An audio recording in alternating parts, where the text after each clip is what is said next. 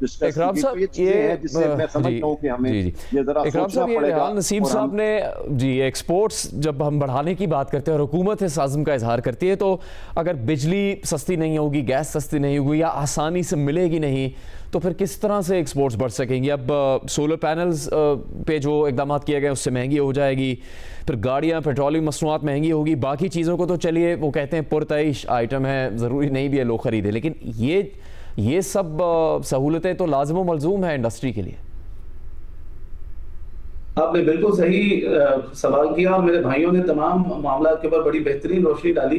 असल में कल का जो बजट है वो इंडस्ट्री को आगे बढ़ाने के लिए, एक्सपोर्ट को अपलिफ्ट करने के लिए और जॉब क्रिएशन के लिए, टेक्नोलॉजी अपग्रेडेशन के लिए, एग्रीकल्चर सेक्टर की बेहतरी के लिए, आप कैपेसिटी बिल्डिंग के लिए, स्मॉल एंड मीडियम एंटरप्राइज पर को अपलिफ्ट करने के लिए बिल्कुल भी पेश नहीं किया गया। इसमें इन तमाम चीजों को मेरी समझ से बाहर है वजीर खजाना कैसे इग्नोर कर गए।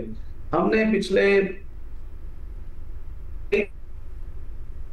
माह से उनके साथ रब्ता रखा, वजीर आजम साहब की काबीना में बैठे, वजीर आजम साहब के साथ फेस टू फेस हम सब लोगों ने पेश की और हमें तसल्लियां दी गई कि आपकी तमाम बातों को हम कंसिडर करेंगे। लेकिन कल की स्पीच में किसी भी चैम्बर, किसी भी ट्रेड बॉडी की कोई भी तजवीज नाफिजुल अमल या डिस्कशन में नहीं लाई गई। मैं बड़ा हैरान होता हूं कि अगर आप सारा कुछ अच्छा करें, जैसे वज़ीर खजाना साहब ने बेहतरीन बजट पेश किया, जिन पहलुओं को उन्होंने कवर किया उसमें उन्होंने इंतहाई मुस्बत अंदाज में प्लानिंग की है, स्ट्रेटेजी बनाई है और बहुत अच्छे इदाद-ओ-शुमार को मेंटेन करने के लिए तरीकाकार इख्तियार किया।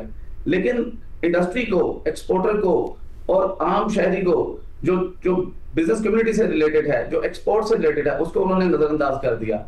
मैं समझता हूं कि जब तक वो एफटीआर को बहाल नहीं करेंगे और स्मूथली इस साल से अगले साल में एक्सपोर्टर और कारोबारी बरादरी को मुंतकिल नहीं करेंगे, नई टैक्स रजीम को 3 से 5 साल के लिए डेफर करके एक लाएहमल तैयार करेंगे, तब तक ये उड़ान पाकिस्तान का हदफ हासिल करना मुमकिन नहीं। ईएफएस एक्सपोर्ट फैसिलिटेशन स्कीम पर हमने बात की, उसको हमने रिक्वेस्ट की कि उसको बहाल रखें। जिन सेक्टर्स में आपको या जिन कंपनी से आपको मेल प्रैक्टिसेस के इश्यूज आए हैं उनको आप बाहर करें, लेकिन बाकी मामला को चलने दें। चलती हुई एक्सपोर्ट और इंपोर्ट के अंदर रुकावट आ गई है, एक्सपोर्ट ऑर्डर्स जो हैं वो डिले का शिकार हो रहे हैं। इसी साथ अपने 5% विदहोल्डिंग सेल्स टैक्स को एक्सपोर्टर से वसूल करने की जो ज्यादती है उस पर बात की कि इसको खत्म किया जाए। एक्सपोर्टर आपको अनरजिस्टर्ड बिल के साथ शनाख्ती कार्ड की कॉपी मुहैया करेंगे, एफबीआर उसको एनटीएन लगाकर उससे टैक्स वसूल करे जिसका देना बनता है। लेकिन पिछले कई सालों से 5% नाकाबिले वापसी टैक्स एक्सपोर्टर्स से लिया जा रहा है। इसी तरह हमने 9 सेंट की बिजली को पुराने वादे को याद कराया कि आप फी यूनिट मुहैया करें, लेकिन हुकूमत ने इसको भी नजरअंदाज कर दिया और हमें तोहफे में 18% जीएसटी लगाकर सोलर प्लेट्स की इंपोर्ट वजह कर दी।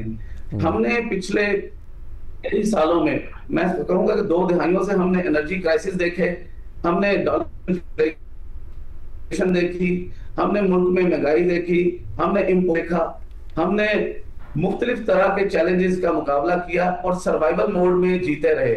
और इस वक्त हालात ये थे कि हम इतने ऑप्टिमिस्टिक थे, हम उम्मीद लगाए बैठे थे कि आज हमारी जो बाप दादाओं की कमाइयां हमने कारोबार में डालकर हम सरवाइव किया है, वो आज हमें ये बजट उसको वापस हासिल करने के लिए और कमाने के लिए एक नजरिया देगा, एक डायरेक्शन देगा।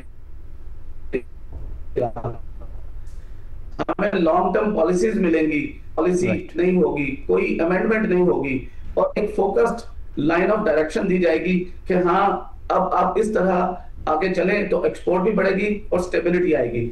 हमने टेक्नोलॉजी अपग्रेडेशन की बात की, उस पर कोई पॉलिसी नहीं आई।